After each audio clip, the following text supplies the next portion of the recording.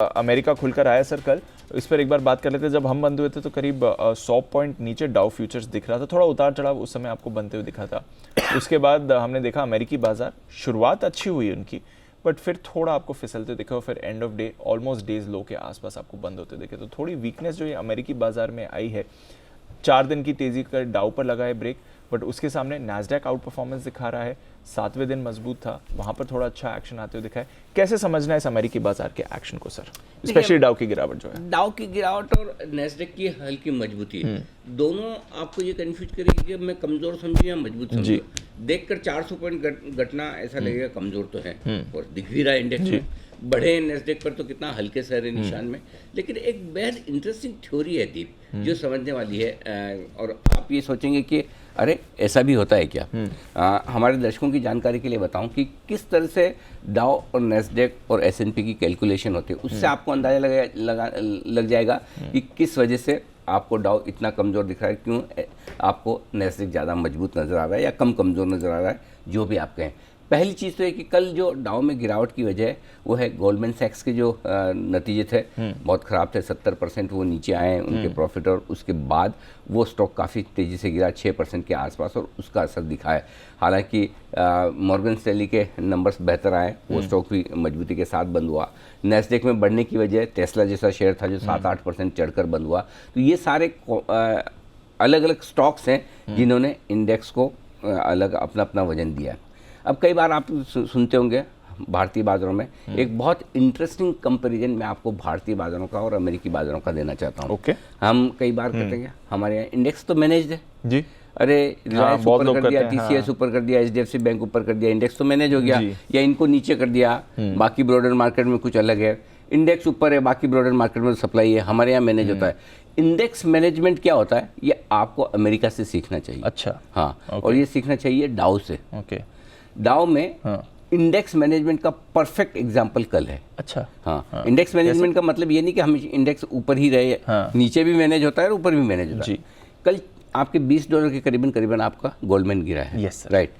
अब आप देखिए, अगर गोल्डमैन $20 गिरे और आपका एप्पल का स्टॉक $1 बढ़े, $1 से भी कम जी, तो भी इम्पैक्ट बराबर होता है कि कितनी आपकी मार्केट का कम या ज़्यादा होगी। अब समझिए कैसे जी। जो अमेरिका में डाउ कैलकुलेट किया जाता है वो सिर्फ और सिर्फ प्राइस इम्पैक्ट पर कैलकुलेट किया जाता है। अच्छा, डाउ के जो सारे स्टॉक्स हैं वो कितने बढ़ें या कितने घटें, उनकी 30 की एवरेज निकाली, एवरेज इतना कम ज़्यादा हुआ, उसमें कहीं कोई वेटेज नहीं है। ओके, मतलब मार्केट कैप का वेटेज है ही नहीं। जैसा आज मैं सपोज आपको कहूँ कि जितना TCS, रिलायंस या HDFC बैंक बढ़ना घटना चाहिए निफ्टी में, क्या वही वजन आप किसी दूसरे स्टॉक को देंगे जो कम वेटेज वाला है? फॉर एग्जांपल नीचे एशियन पेंट समझ लीजिए, या कोई भी आप कम वेटेज वाला स्टॉक, PFC, REC वगैरह समझ लीजिए, है ना? तो हर एक स्टॉक का वेटेज है। जो बड़ी वेटेज वाली कंपनी, बड़ी मार्केट कंपनी वेटेज वाली कंपनी है, उसका वेटेज अलग होना चाहिए, फ्री फ्लोट का वेटेज अलग होना चाहिए, करेक्ट? वो सिस्टम है ही नहीं अमेरिका में। अच्छा, डाउ में। अच्छा, ये अच्छा, हाँ, डाउ में 30 शेयर हैं जो आपके कितने बढ़े कितने घटे, जो भी है, जितने भी शेयर है वो कितने घटे, उनका एवरेज निकाल लो, इतना ऊपर नीचे। ओ, सही इंडेक्स आपके लिए वहाँ पर है S&P, जो वाकई में वेटेज के तौर पर प्रॉपर तरीके से कैलकुलेट किया जाता है। लेकिन क्या वो फैशनेबल है, पुराना है, तो डाउ को लोग ट्रैक करते हैं। तो वहाँ पे ऐसे मतलब रिलायंस की भी वेटेज सेम है, TCS की भी सेम है, भारतीय एयरटेल भी सेम आ गई, सिप्ला भी सेम आ गई। एग्जैक्टली। ओ, तो उसमें फिर वो डिपेंड नहीं करता है कि वेटेज के हिसाब से क्या नहीं। अच्छा, ये बड़ी इंटरेस्टिंग चीज है। इसलिए इंडेक्स मैनेजमेंट डाउ में होता है, न कि सेंसेक्स निफ्टी में।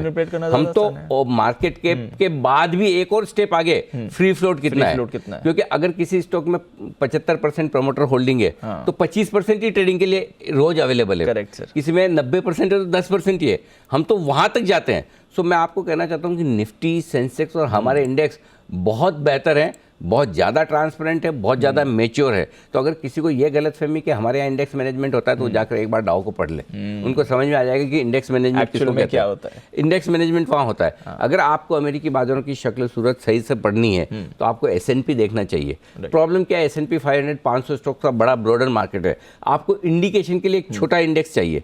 हमारे पास भी BSE 500 है, NSE 500 है, लेकिन हम सेंसेक्स 30 शेयरों का इसलिए देखते हैं, 50 शेयरों का निफ्टी इसलिए देखते हैं कि एक डायरेक्शन मिल जाता है। S&P 500 से हम डायरेक्शन नहीं ले पाते, ब्रॉडर मार्केट समझ में आता है। सो आई थिंक इस वजह से डाउ की तस्वीर आपको सही नहीं दिखती और डाउ पूरी तरह से मैनेज। और ये शायद इस वजह से है दीप कि जब है ना वक्त के साथ हम बदलते नहीं तो ऐसा होता है।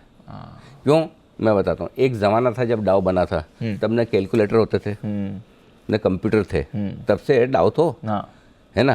तो कैसे होता था, इंडेक्स कैलकुलेशन कैसे, मैनुअल करना है आपको, रोज का इंडेक्स मैनुअल निकालना है। तो जिस भाई ने शुरुआत की होगी वहाँ पे, है ना, उसने मैनुअल लिख के चलो आज ये स्टॉक सब इतने गिरे, इतना टोटल इतने बड़े, एवरेज निकाल दिया। अभी तक वही चल रहा है, अभी तक वही चल रहा है। वक्त आ गया कि उन्हें देखना सुधरना चाहिए। एनीवे, बट ओवरऑल ये सब बताने के पीछे तर्क ये है कि ज़्यादा से इंडेक्स आपके लिए S&P 500 होता है। ज़्यादा बेहतर इंडेक्स हमारे हैं, मतलब बेहतर तरीके से कैलकुलेट किए जाते हैं, ट्रांसपेरेंट तरीके से कैलकुलेट किए जाते हैं, फ्री फ्लोट और मार्केट कैप को पूरा वेटेज दिया जाता है। इसलिए प्लीज़ अपने दिमाग से, हाँ स्टॉक्स हो सकता है मैनेज किए जाते हों, कभी किसी की तरफ से कभी किसी की तरफ से, वो एक अलग चीज़ होती है। लेकिन इंडेक्स मैनेजमेंट का जो दिमाग में लोग बैठे हैं उनके लिए अब ये विचार करने का समय आ गया। इंडेक्स मैनेजमेंट जैसी चीज़ होती नहीं है, होती तो बहुत ही मुश्किल है। उन लोगों के लिए पॉसिबल है जो बहुत बड़ी FI, बहुत बड़ी इंस्टीट्यूशन है, और कोई बहुत इतना ही बड़ा है तो फिर तो वो तो चाहे जो मैनेज कर सकता है। Correct sir. समझ गया जी। ओके, तो समझ लीजिए किस तरह से इंडेक्स एक्चुअल में मैनेज होता है और हमारे इंडेक्स का वेटेज और कैलकुलेशन किस तरह से अलग है डाउ के मुकाबले में।